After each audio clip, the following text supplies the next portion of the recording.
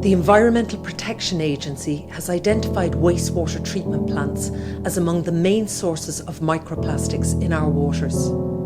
Between the Ringsend plant and this proposal, the processed sewage of about 3 million people, over half the population, will exit within just 20 kilometres of our 3,172 kilometre coastline.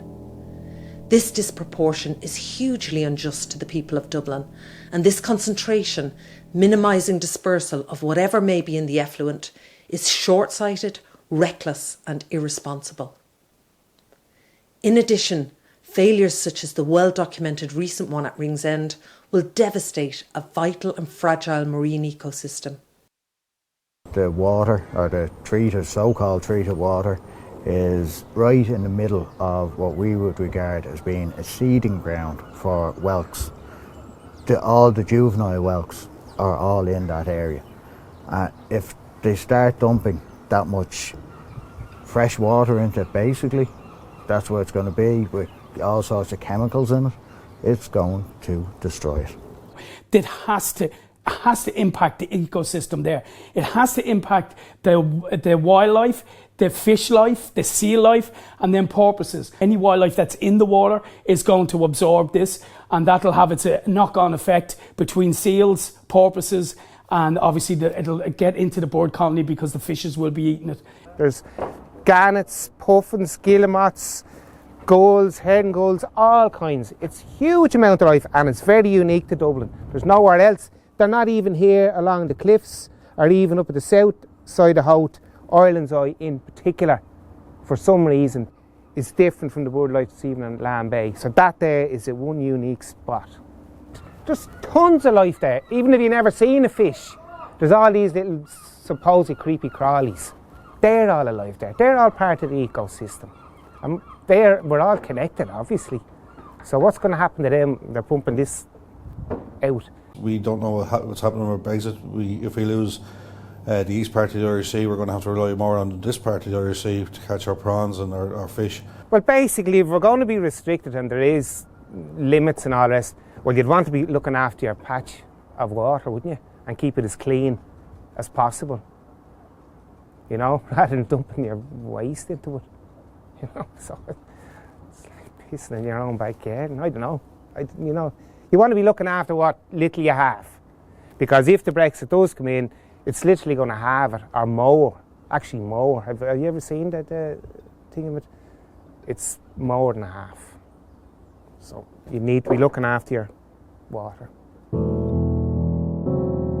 While the plan shows the outflow dispersing into deep water, what it fails to show is the water becoming shallow again a little further out as banks rise from the seabed. These banks run from the shoreline at Skerries, around Lambay Island and south down the entire east coast, creating a submerged lagoon effect which local fishermen, whose lives depend on their intimate knowledge of these waters, agree will trap whatever emerges from the pipe inshore rather than dispersing it. I worked for the Department of Education for 40 years, and for 25 of those years I wrote the ecology syllabus for the Leaving Cert. It's an extremely bad idea anyway to allow any outfall from a sewage treatment plant to come into a sandbank, because the sand does not go out towards the Irish Sea into the main deep currents. It couldn't possibly. It just goes north towards Lamb Bay and the Isle of Man on one of the tides, and comes south towards Dublin Bay and Wicklow on the other tide. Where that pipe is coming out here, it's not going to disperse, because you have a flood tide that runs down to the northwest, so it's going to bring anything all down there, and the ebb tide, when it runs up, comes up here, but it won't go outside of the banks, because the Kish Bank, there's banks run from there all the way up to fucking Wexford,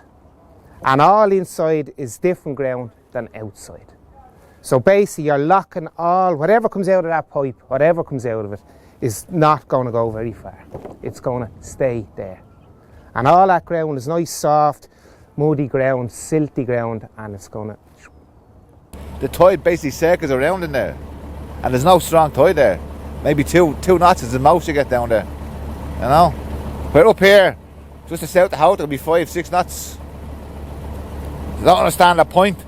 They could put it out deeper, but even out deeper, the tide is a bit stronger, but it's still very close. Fishing out there now 40 years, that's all I can tell you, like, I know. A statement from Irish Water's current proposal claims that in the event of a 3-day malfunction within the processing discharge, an increased plume of suspended material would be expected to move away from the proposed discharge point in a seaward direction. The definition of seaward is the direction or side away from land and towards the open sea. This denial of the fundamental nature of local water movement undermines the integrity of the claims within the proposal. Is this incompetence or disingenuity on the part of Irish Water? I've sailed between Howth and Malahide like all year round, winter and summer, on a small sailing boat for over 20 years now, and you have to get to know the waters really, really well, like especially when you have no engine. So like the flood will sweep me up to Malahide, the ebb will sweep me down to Howth, and then if I were foolish enough to go out in the strong easterlies, that'd just run me ashore, you know. So for this proposal to say that it would expect anything coming out of that pipe to just move seaward, and that's frighteningly wrong. Assurances are worth nothing unless they're legally binding. And you know, for people to say, "Oh look, everything will just go seaward if there's a problem," that's absolutely ridiculous. We're talking about, you know, the future. We're talking about our children. We're talking about the legacy we're leaving, and especially as we're learning more and more about what's coming out of water with microplastics and all that kind of thing. You know, like nobody can say that there's not going to be an incident. No, even if the stuff is treated to a high standard, and even if they get microplastics out at some stage, which I'm sure they'll have to do, like nobody can say there won't be then an incident, you know. And like with that pipe going into this side of the Bennett Bank, I mean, we've all seen the footage of that spill. I mean, like, trust me, like, despite the fantasy in this proposal about things going seaward, anything come out of that pipe, it's going to go up, it's going to go down, or it's going to go in. Nothing's going to go out to sea. If it all goes pear-shaped, what happens? Where does the sewage outfall goes? Obviously, it's going to end up in Claremont Beach, back of Ireland's Eye, Baldoyle Estuary, Portmarnock Beach, which is a wonderful blue flag beach. Hasn't got a hope to get away. I know the tides are strong, but as I explained to you, the tide goes that way and goes that way, but it stays inside of the bank, mostly. Not at all, but mostly. So it's all going to settle in the bay, North Bay, South Bay. Wind and tide conditions can change from day to day, and if you have a prevailing wind over time, you know, or a few months, you could end up going up the estuary, and it could end up going up Baldoyle Estuary. And the Dublin Bay biosphere includes Baldoyle Estuary as part of it, and you know, all around North Dublin, Dublin Bay and stuff like that. But the biosphere that Dublin City Council are basically promoting as an amenity includes right up to into the Baldoyle Estuary, in and around by Sutton and all that type of stuff. So that's going to be impacted, or potentially impacted, depending on tidal conditions and the rest of that.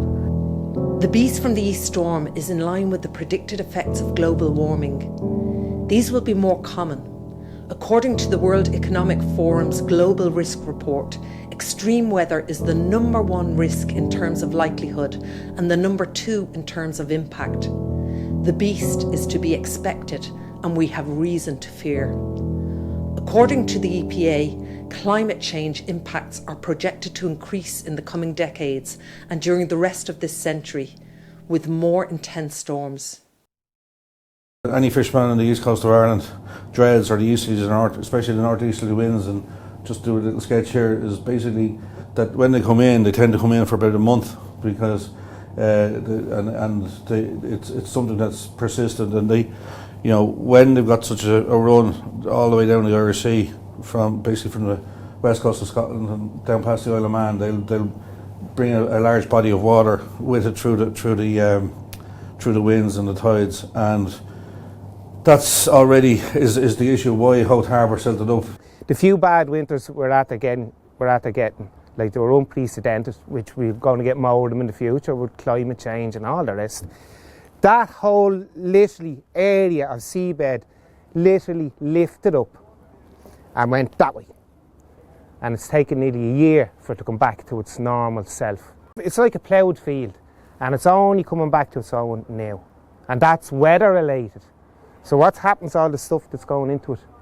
It's going that way. It's going to come easily, and it's going to head to Ireland's Eye, and it's going to head to Portmarnock, Baldoyle, Claremont Beach and Malahide to try and disperse. There is no, and that's what's bad about this as well.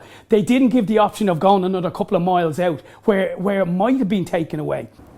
Well, the bank is out to 7 miles, I suppose, which you want to be going beyond that, another mile or two at least, to let it out into open water.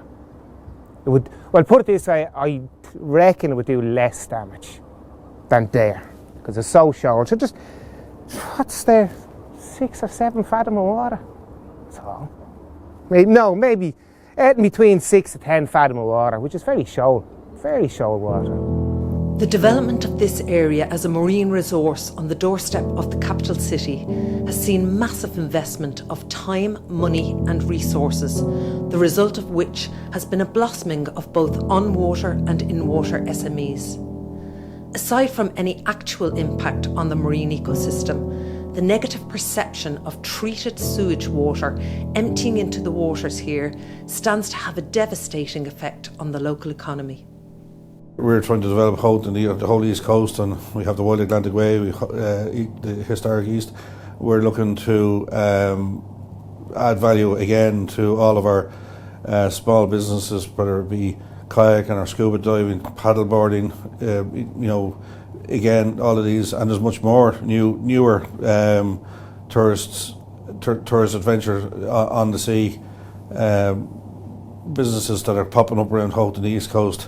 Again, negative publicity through, do you want to do this in spoiled waters, basically.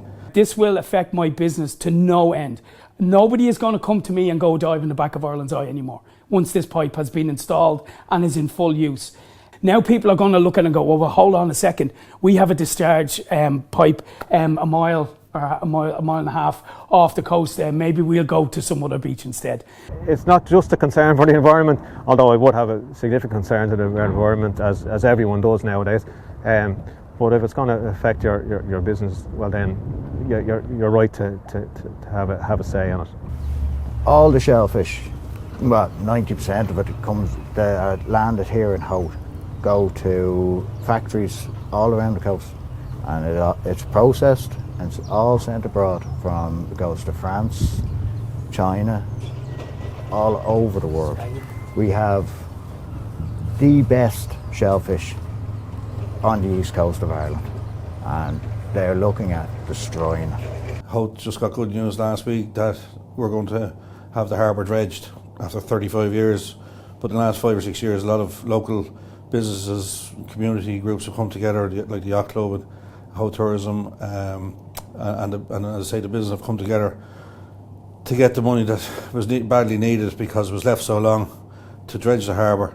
So they're starting in August 2020. But are they going to be taking it out and then pumping it back in again in a different way? Because if we get easterly winds and just with the general flow of the tide for around Ireland's Eye, it's going to add to the silt build-up again. So again, it's almost like one state, arm of the state, is contradicting the other arm of the state. So there's lots of different aspects, and probably more that, the short time people are going to listen, is that, you got to weigh it up. And I mean, I think whether it be fishing, tourism, the silting of the harbour, or just the image that we really don't want to give to tourists, that we're pumping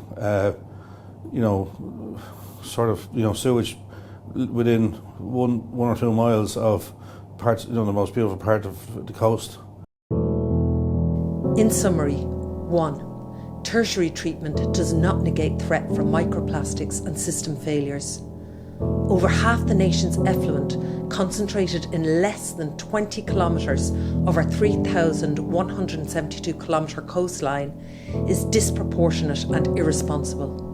We can't gamble with our fragile marine and coastal ecosystems. 2. Dispersal won't happen this side of the offshore banks. Irish Water expecting that discharge would move away in a seaward direction is either disingenuous or points to an alarming lack of comprehension regarding the local tides, currents, seabed geography and storms. 3. Local tourism and marine business must be protected. The real or perceived threat from an outflow so close to coastal amenities stands to have a devastating effect on local business. 4. Brexit restrictions on Irish sea access. Our immediate sea area becomes ever more crucial in a post-Brexit restricted fishing territory. We need legacy, not short-term solutions.